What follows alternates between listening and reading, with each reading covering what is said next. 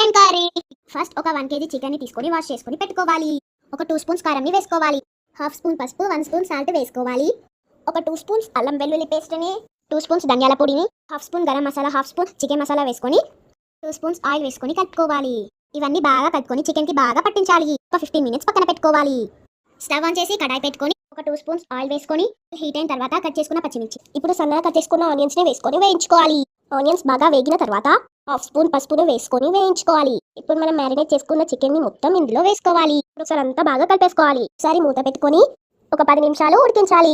10 నిమిషాల తర్వాత చూడండి వాటర్ బాగా వచ్చేసాయి కదా, మనం ఇంకా కొన్ని వాటర్ వేసుకొని ఉడికించుకోవాలి. మూత పెట్టుకొని 10 నిమిషాలు ఉడికించిన తర్వాత మెల్లగా కట్ చేసుకున్న కొత్తిమీరను వేసుకోవాలి. ఇప్పుడు స్టవ్ ని హై ఫ్లేమ్ లో పెట్టుకొని కొంచెం దగ్గర పడేంత వరకు ఉడికించుకోవాలి. చూడండి మన చికెన్ గ్రేవీ కర్రీ రెడీ అయిపోయింది.